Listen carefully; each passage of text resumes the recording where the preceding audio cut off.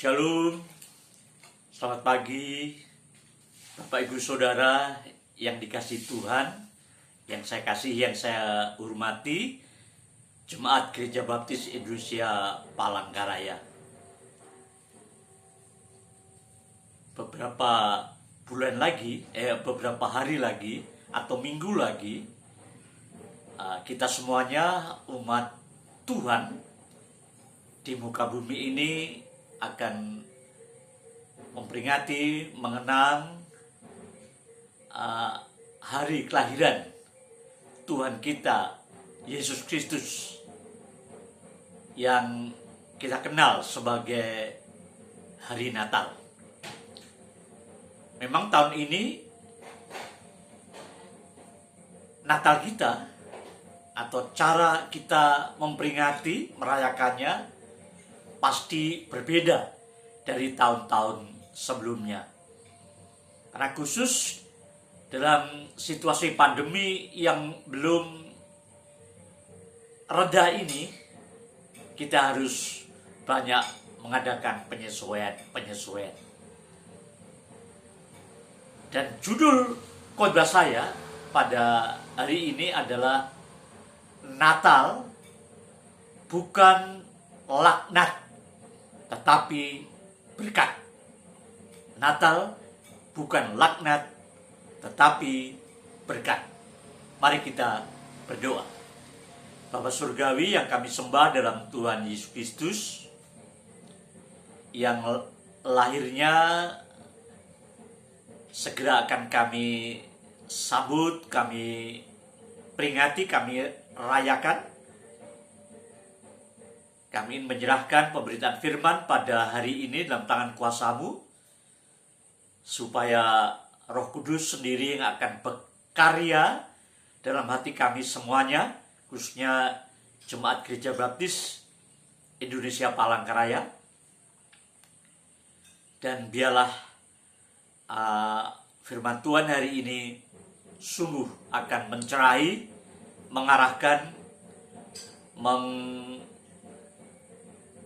dorong, memotivasi kami semuanya untuk semakin cinta Tuhan dan semakin setia kepadanya. Berfirmanlah, ya Bapa, kami siap untuk menerima dan melakukannya. Demi nama Yesus, kami pertaruhkan sepenuhnya pemberitaan firman pada hari ini. Haleluya. Amin. Bapak, Ibu, Saudara, Natal bukan laknat tetapi berkat. Mari kita buka Lukas pasal 2 ayat 10 sampai 11. Lukas pasal 2 ayat 10 11. Lalu kata malaikat itu kepada mereka, "Jangan takut, sebab sesungguhnya aku memberitakan kesukaan besar untuk seluruh bangsa. Hari ini telah lahir bagimu Juru Selamat, yaitu Kristus Tuhan di kota Daud." Malaikat mengatakan, "Aku memberitakan kesukaan besar untuk seluruh bangsa." Jadi Natal memang dirancang, didesain untuk menjadi sesuatu yang sangat menyukacitakan. Suatu karya yang sangat membahagiakan manusia. Saudara, makanya malaikat yang datang dalam mimpi, malaikat yang datang langsung kepada para gembala pada waktu itu mengatakan, "Jangan takut, sebab sesungguhnya aku memberitakan kesukaan besar untuk seluruh bangsa." Malaikat datang pada hari lahirnya Tuhan Yesus itu kepada para gembala untuk memberitakan satu kesukaan yang besar Bukan hanya untuk para gembala waktu itu, tapi juga untuk seluruh bangsa. Hari ini telah lahir bagimu juru selamat, yaitu Kristus, Tuhan di kota Daud. Saudara, Natal untuk kebahagiaan manusia. Natal untuk masa depan manusia. Natal untuk menyelamatkan manusia.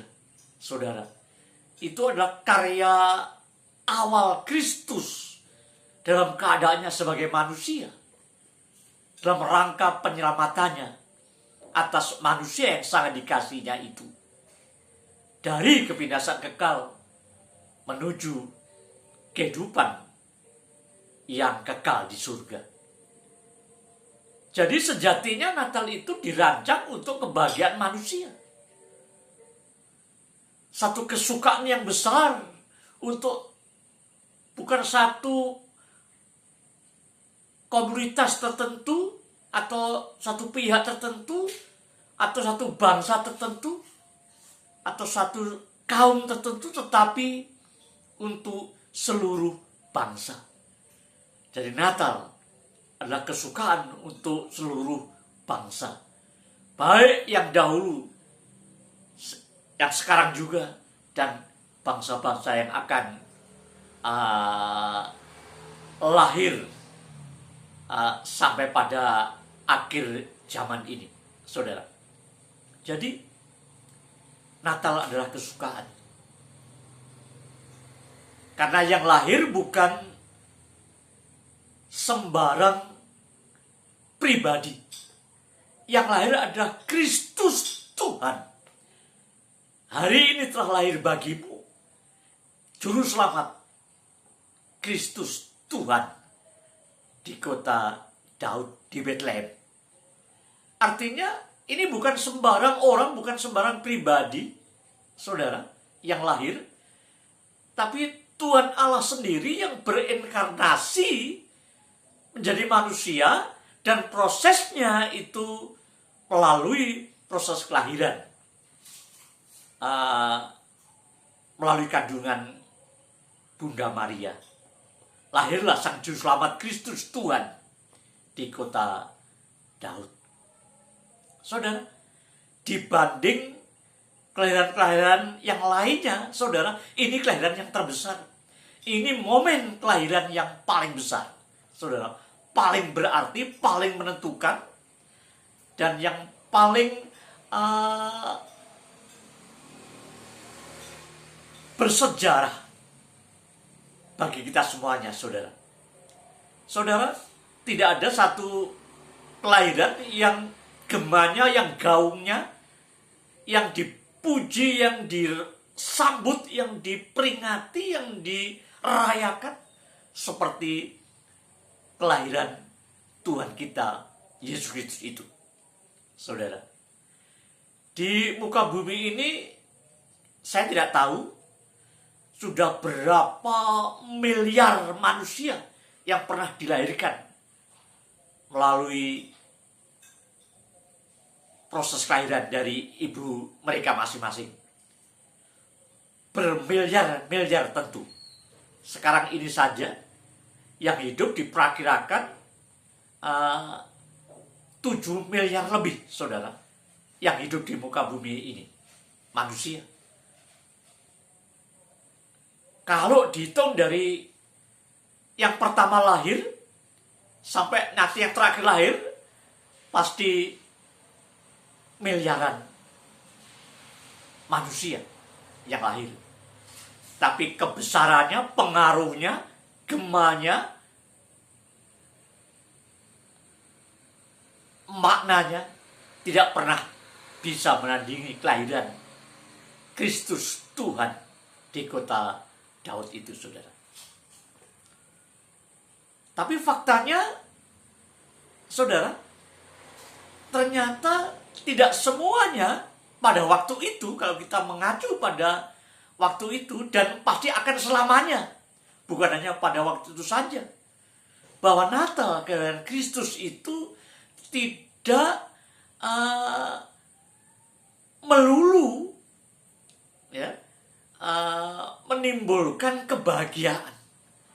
Faktanya ada orang tertentu, ada pribadi tertentu, ada pihak tertentu, ada kelompok tertentu yang Natal bukan menjadi berkat, yang menyukacitakan, yang membahagiakan, tapi Natal menjadi laknat, saudara. Saudara,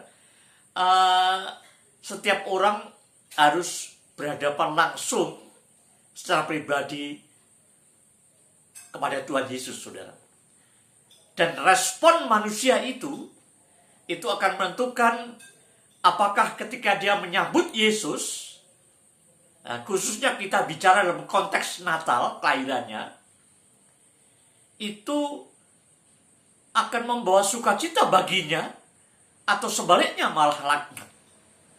Tapi faktanya, dari dulu sampai sekarang, sampai seterusnya, itu Natal selalu meskipun dirancang untuk kesukacitaan umat manusia, kebahagiaan, tetapi faktanya ada pihak-pihak tertentu, pribadi tertentu, yang Natal bukan kebahagiaan, tapi Natal bukan berkat, tapi Natal adalah laknat baginya. Saudara, itu terjadi dari Natal pertama sampai Natal terakhir di bumi, ketika peringatannya, maksud saya, ketika akhir zaman nanti. Jadi terus menerus dari Natal yang pertama di Bethlehem sampai akhir bumi ini, akhir dunia ini, akan ada orang-orang yang sebagian sangat berbahagia, sebagian sangat mendukacitakan, sangat menakutkan, dan sebagian yang lain Natal tidak punya pengaruh apa-apa bagi mereka.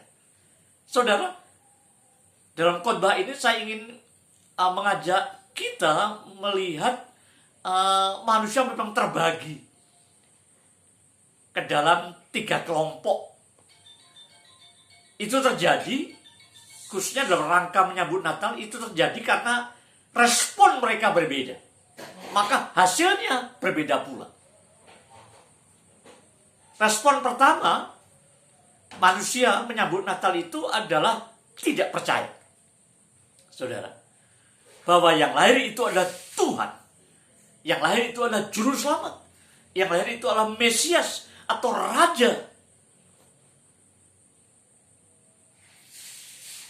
Ada sejak dulu, sejak Natal pertama, yang tidak percaya bahwa Yesus yang lahir di Bethlehem itu adalah Mesias. Adalah Tuhan sendiri yang berinkarnasi sebagai manusia. Sampai sekarang, banyak yang tidak percaya atau belum percaya. Saudara, dan itu diwakili pada zaman Natal pertama. Zaman itu diwakili oleh para imam-imam dan ahli-ahli Taurat, saudara. Imam-imam, ahli-ahli Taurat, kelompok elit agama Yahudi ini justru tidak percaya. Mereka percaya Mesias memang dijanjikan akan datang. Tapi ketika Mesias yang dijanjikan, yang dinubuatkan itu datang, lahir, melalui proses kelahiran, mereka nggak percaya bahwa yang lahir itu adalah Mesias yang mereka tunggu. Saudara, dalam kepercayaan Yahudi, Mesias itu adalah raja orang Israel, raja Yahudi yang dijanjikan Allah untuk membebaskan umat pilihan Allah. Saudara, dan janji itu sudah digenapi. Mereka ngerti persis janji itu dinubuatkan pada kitab apa. Ketika Herodes memanggil para imam dan ahli Taurat, apa yang ditanyakan Herodes pada waktu itu, saudara? Yang ditanyakan, coba katakan kepadaku, di mana raja atau Mesias yang akan lahir itu? menurut kitab sucimu, saudara. Mereka dengan fasih mengatakan bahwa Mesias yang lahir itu akan lahir di Bethlehem, saudara. Sesuai dengan nubuatan Nabi Mika. Saudara, mereka percaya nubuatannya. Mereka percaya bahwa janji itu memang diperuntukkan untuk mereka, bangsa Yahudi.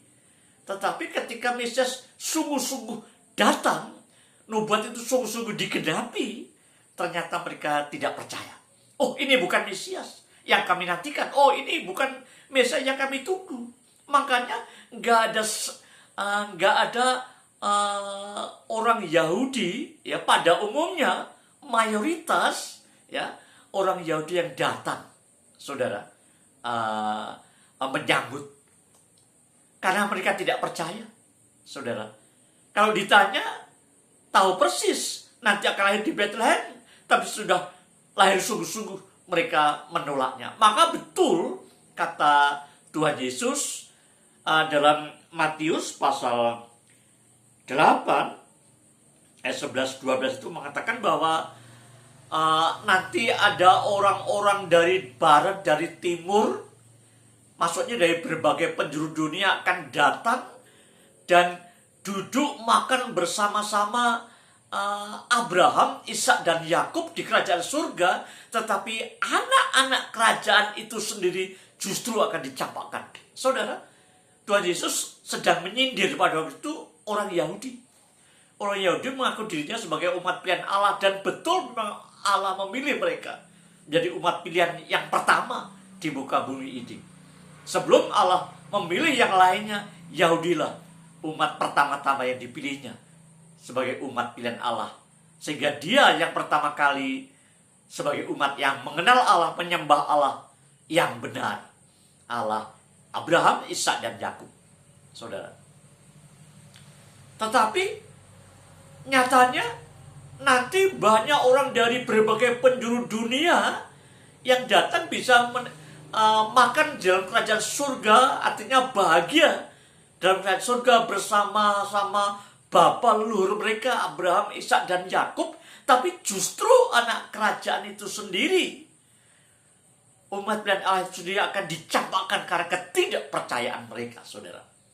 Ya, jadi yang lahir itu, saudara, orang Majus kan waktu itu datang rombongan, datang ke Yerusalem. Dia bertanya, di manakah raja orang Yahudi yang baru dilahirkan itu? Ya, orang Majus dari jauh datang mencari raja Yahudi yang dilahirkan karena mereka percaya akan petunjuk bintang yang memandu mereka. Sampai datang ke Yerusalem. Tapi orang Yahudi sendiri yang sesungguhnya bersukacita, sesungguhnya bergembira, sesungguhnya bangga karena rajanya yang dinubuatkan, yang dijanjikan itu sudah lahir, sudah datang. Tapi mereka nggak ada sentuhan sama sekali, nggak ngaruh sama sekali istilahnya, saudara. Mereka nggak percaya bahwa yang lahir di Bethlehem itu Mesias, raja yang dia tunggu. Sampai sekarang pun orang Yahudi masih menunggu Mesias yang orang Yahudi yang tidak percaya Yesus, maksud saya, itu masih nunggu Mesias yang dijanjikan itu. Karena menurut mereka Mesias yang dijanjikan itu datang sebagai raja itu pasti dalam kondisi atau dalam penampilan layaknya seorang raja duniawi, saudara. Tetapi Yesus datang pertama sebagai raja justru dilahirkan dalam kondisi dalam keadaannya sebagai bayi. Bayi pasti lemah, pasti penuh kelemahan, masih belum bisa berbuat apa-apa, saudara. Mereka nggak percaya bahwa itu Mesias, itu raja yang dijanjikan itu. Maka mereka tidak menyambutnya, maka mereka tidak menyembahnya. Orang Majus datang dari jauh, aku ingin menyembahnya, saudara. Tapi bangsa Yahudi tidak menyembahnya. Nah ini, itu Natal pertama, saudara. Tapi terus Natal-Natal berikutnya sampai akhir zaman nanti, tetap ada orang yang tidak percaya bahwa Yesus itu Mesias, Raja yang kerajaannya tidak berkesudahan, bahwa Yesus itu Mesias, Anak Allah yang hidup, Sang Juru Selamat. Saudara, banyak sampai sekarang pun, sampai nanti pun, pasti ada orang yang tidak percaya. Dan Natal pertama diwakili orang Yahudi, saudara. Sampai sekarang pun banyak orang Yahudi yang belum percaya bahwa Yesus Kristus itu adalah Mesias yang dijanjikan itu. Maka mereka tidak menyembahnya. Mereka tidak memuji, memuliakan namanya. Saudara. Apa hasilnya? Hasilnya gak ada kesukacitaan pada mereka. Gak ada, saudara. Orang Yahudi itu waktu itu gak terpengaruh sama sekali dengan peristiwa bersejarah kelahiran Yesus di Bethlehem. Apalagi lahirnya dalam suasana penuh kesederhanaan di sebuah kandang binatang, saudara, piaraan. Saudara, ini bagi mereka gak masuk akal. Boro-boro akan menyembahnya. Tanya pun tidak. Datang pun apalagi. Padahal yang datang dari jauh, orang Majus, para raja, para bijaksana, orang cerdik cendekiawa, itu datang mau menyembah, tapi mereka sama sekali nggak menyembah. Hanya para gembala. Kalau para gembala, memang para gembala tidak disebutkan dia itu apakah asli orang Yahudi atau tidak dalam Alkitab. Tapi kalau para gembala itu katakanlah asli orang Yahudi, hanya mereka yang datang ke Bethlehem menyembah, saudara, dan berbahagia dan bersukacita. Tapi yang lain, terutama para elit agamanya, saudara, rohaniawan, papan atas mereka, para imam dan ahli Taurat, sama sekali tidak bahagia, saudara. Malah mungkin mereka menganggap remeh dan tidak sentuhan sama sekali dalam di hati mereka, saudara. Ini kelompok yang pertama. Pasti akan selalu ada yang tidak percaya bahwa yang lahir di Bethlehem itu adalah Tuhan yang berinkarnasi, adalah Sang Juru Selamat yang akan menyelamatkan manusia, saudara. Ya, yang kedua, kelompok manusia kedua adalah kelompok manusia yang menjadi atau yang Natal itu baginya adalah laknat, saudara. Kelompok manusia kedua ini menganggap Natal adalah laknat baginya, sangat mengejutkan, sangat menggalaukan, tidak membahagiakan, tidak menyejahterakan, malah merasa dalam kondisi terancam, saudara. Dan orang semacam ini akhirnya berbuat karena merasa bahwa Natal adalah ancaman bagi mereka. Mereka malah melawan Yesus, saudara. Melawan Yesus. Karena Yesus adalah ancaman bagi dia. Saudara, kelompok ini, kelompok yang Natal adalah laknat bagi dia. Ya, kalau tadi Natal nggak punya pengaruh apa-apa, ya, malah mereka kehilangan berkat besar, orang Yahudi itu. Tapi kelompok ini kelompok yang sengaja memang membenci Yesus, melawan Yesus, meremehkan Yesus. Saudara, mungkin Anda bertanya, kapan sih Yesus, kalau pada zaman dulu, abad pertama, ya, ketika dia masih sebagai manusia di dunia, itu diremehkan, bahkan disalib, dianiaya. Tapi sekarang kapan sih Yesus dilawan? Saudara, jangan salah. Setiap perlakuan, penjoliman, atau tindakan yang ketidakadilan semena-mena terhadap umat Kristus, pengikut Kristus, murid Yesus, itu sama saja melawan Yesus, saudara. Paulus tidak pernah menyakiti Tuhan Yesus secara fisik langsung, karena Paulus tidak pernah berjumpa, ya. Nggak bisa melawan langsung Tuhan Yesus, saudara. Yang dilawan Paulus, yang dianiaya Paulus, yang dikejar-kejar Paulus, Saulus waktu itu, sebelum menjadi Paulus, itu adalah orang-orang Kristen, saudara. Tapi Yesus pernah menegur Paulus dalam satu penglihatan, sehingga Paulus bertobat. Hai Saul, Saul, mengapa engkau aniaya aku? Tuhan Yesus tidak pernah dianiaya langsung secara fisik. Tetapi ketika Paulus atau siapapun menganiaya orang Kristen, sama saja dia menganiaya Tuhan Yesus sendiri, yang adalah juru selamatnya, yang adalah Tuhannya, yang adalah sesembahan dan junjungannya. Jadi sampai nanti pun selalu ada orang melawan, saudara. Dan pada Natal pertama kali, kelompok orang-orang yang melawan, yang akhirnya Natal adalah laknat baginya, itu diwakili, saudara, oleh Herodes. Ya. Waktu itu Herodes, Natal pertama itu, merasa terancam, galau, bingung, ketakutan. Ya. Kalau yang lahir itu adalah raja orang Yahudi, pasti raja itu bagi Herodes yang adalah raja boneka sesungguhnya. Herodes itu bukan raja orang Yahudi sejati, saudara. Karena Herodes itu sesungguhnya bukan keturunan Yakub, tapi dia keturunan Edom. Yahudi keturunan Yakub, saudara. Ya. Herodes itu keturunan Edom. Dia menjadi raja itu karena penunjukan, pengangkatan oleh pemerintah Roma yang menjajah Israel pada waktu itu, saudara. Jadi di Israel itu ada 3 provinsi, saudara. Ketiga-tiga provinsi itu ada wakil Roma yang adalah raja boneka. Ya. Jadi Herodes Antipas, Herodes Filipus, saudara. Herodes Agung itu adalah raja-raja seperempat negeri, atau raja-raja istilahnya adalah gubernur sesungguhnya. Tapi pada zaman itu sudah disebut sebagai raja.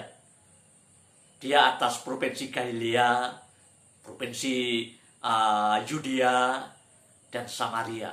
Nah, saudara, Herodes yang di Yerusalem itu merasa terancam, merasa bingung, merasa sedih, merasa terkejut awalnya ketika orang Majus datang. Kedatangan orang Majus yang mau mencari bayi Yesus yang akan disembahnya, karena Yesus diyakini sebagai raja itu sungguh membingungkan Herodes, saudara. Sehingga sampai Herodes meminta petunjuk, meminta pendapat para ahli Taurat dan imam-imam, di mana raja orang Yahudi atau Mesias yang akan yang dilahirkan itu, saudara. Orang Yahudi, ahli Taurat sudah memberikan jawabannya di Bethlehem, ya. Tapi kemudian Herodes meminta, membujuk orang Majus, datanglah kamu ke sana, dipanggil, diam-diam dipanggilnya, silahkan datang ke sana, nanti laporkan kepada aku, karena aku juga akan menyembahnya. Dia menipu orang-orang yang melawan Yesus, selalu hidupnya penuh dengan dusta, penuh dengan penipuan. Saudara, Herodes mengatakan kepada orang Majus, selidikilah anak itu dan aku nanti akan datang untuk menyembahnya. Tapi Herodes tidak pernah menyembah, karena Herodes benci, Herodes sungguh marah. Ada raja yang baru lahir, meskipun ini nggak masuk akal. Kalaupun raja itu baru lahir, pasti posisinya kan masih bayi.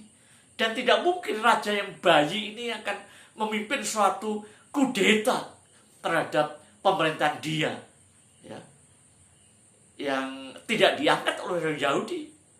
Tapi dia adalah raja boneka dari Roma pada waktu itu, saudara. Jadi Herodes terancam. Herodes merasa bahwa raja yang lahir itu nanti akan melengsarkan kedudukannya, saudara. Karena itu dia marah, dan yang ada hatinya dibinasakan, ya. Berkata akan menyembah, tapi nggak pernah dia menyembah, bahkan akan membunuh, ya. Dan memang akhirnya dia membunuh. Nah, kalau hati orang sudah benci pada Yesus, sudah mau melawan Yesus, sudah meremehkan Yesus, dan sudah menganggap Yesus sebagai ancaman bagi dirinya, orang semacam itu pasti akan berbuat dosa yang besar. Karena melawan Yesus adalah dosa yang paling besar, saudara. Jadi, Bapak Ibu Saudara, orang-orang yang melawan Yesus itu akhirnya apa? Herodes memang membunuh banyak anak kecil yang tidak berdosa. Pikirannya di antara anak-anak itu pasti ada bayi Yesus, ada raja yang dia lahir itu, saudara. Tapi faktanya apa? Tuhan Yesus diungsikan ke Mesir, saudara. Jadi Yesus selamat. Justru Herodes lah yang mati duluan, saudara. Setelah di Mesir, tidak berapa lama, malaikat memberitahu kepada Yusuf, pulanglah kamu ke Israel, karena yang membunuh anak ini sudah mati. Jadi, yang melawan Yesus, yang membenci Yesus, Herodes ini, yang ingin membunuh Tuhan Yesus, dan sudah membunuh bayi anak-anak di bawah 2 tahun, yang jumlahnya pasti banyak, saudara, itu tidak berhasil membunuh Tuhan Yesus. Membunuh anak-anak, yes, ada banyak yang mati, tapi menurut Tuhan Yesus tidak mungkin orang bisa membunuh Tuhan Yesus kalau dia sendiri tidak menyerahkan diri. Disalib pun sesungguhnya itu bukan karena kehebatan manusia yang menangkap dia, karena dia rela menyerahkan dirinya untuk disalib, untuk menanggung hukuman kita, mengganti hukuman yang semestinya ditanggungkan kepada kita. Nah, saudara, jadi Herodes benci, Herodes dendam, Herodes menganggap Natal adalah laknat, Natal adalah ancaman. Akhirnya dia melawan, akhirnya dia melakukan upaya-upaya pemusnahan, pembinasaan banyak anak kecil pada waktu itu. Tapi toh nggak bisa melawan Yesus, saudara. Malah dia akhirnya mati duluan, saudara. Sehingga Tuhan Yesus kembali lagi dengan Yusuf dan Maria dari tanah Mesir kembali ke Nazaret. Nah, saudara, manusia bisa saja membenci, manusia bisa saja melawan, manusia bisa saja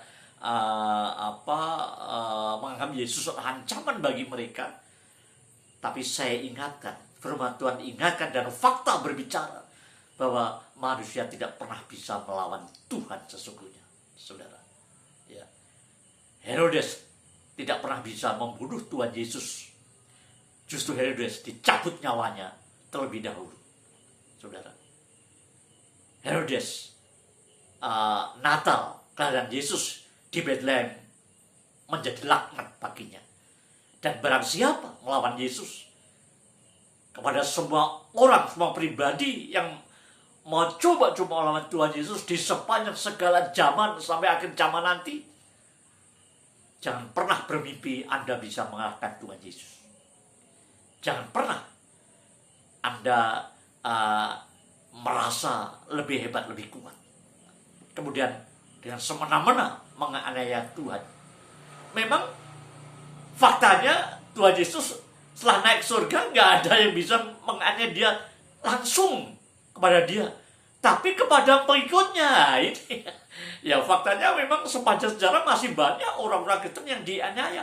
Baru-baru ini, saudara, di Indonesia itu ada orang yang meninggal, ya, anak jemaat di satu gereja Bala Keselamatan Allah dibantai, saudara. Saudara, ini contoh, saudara. Mereka sesungguhnya tidak sedang membunuh atau menjolimi pengikut Yesus, tapi mereka sesungguhnya sedang berhadapan atau menganiaya Yesus sendiri. Kalau tidak bertobat, hukuman yang setimpal pasti akan mereka rasakan, saudara. Paulus, sang penganiaya Kristus, karena dia menganiaya jemaat itu, dia akhirnya bertobat dan menjadi berkat. Saudara, sepanjang sejarah manusia pasti ada orang yang melawan Yesus, tapi tidak pernah menang dan selalu akan kalah. Dan kalau bertobat, hukuman yang pantas bagi mereka akan terjadi atas mereka. Tapi jangan kecil hati dulu, saudara. Karena selain ada yang tidak percaya tentang Tuhan Yesus, kelahiran Yesus di Bethlehem itu adalah Tuhan, adalah Mesias, dan ada yang melawan Tuhan Yesus, ya, karena Yesus dianggap ancaman bagi mereka. Tapi ada kelompok lain yang sangat bersuka cita, dan kelompok ini menikmati sukacita Natal yang luar biasa, seperti yang diberitakan oleh malaikat, hari ini telah hadir bagimu, aku memberitakan kesukaan besar bagi seluruh bangsa. Sesungguhnya Natal untuk kesukacitaan seluruh bangsa, semua manusia, semua pihak, semua generasi. Intinya mereka percaya bahwa Yesus itu Raja. Orang Majus itu wakil dari orang yang Natal adalah berkat bagi mereka, saudara. Mewakili orang-orang yang menikmati berkat-berkat Natal adalah orang Majus. Langkahnya apa orang Majus? Tandanya apa? Dia percaya. Kalau nggak percaya, dia nggak akan datang jauh-jauh dari timur ke Yerusalem.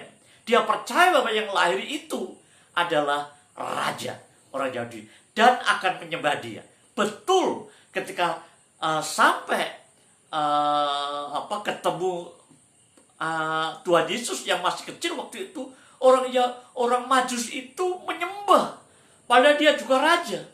Meskipun mereka raja, orang cerdik cendekia, bangsawan, tetapi mereka mau menyembah Yesus karena Yesus adalah raja di atas segala raja, saudara.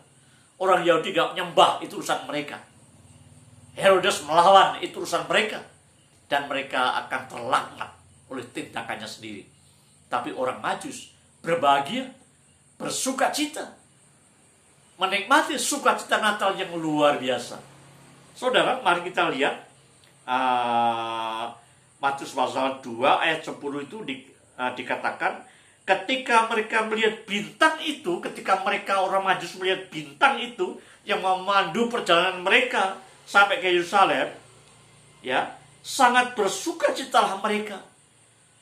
Bintang itu kadang muncul, kadang hilang, kadang nggak kelihatan, kadang kelihatan jelas.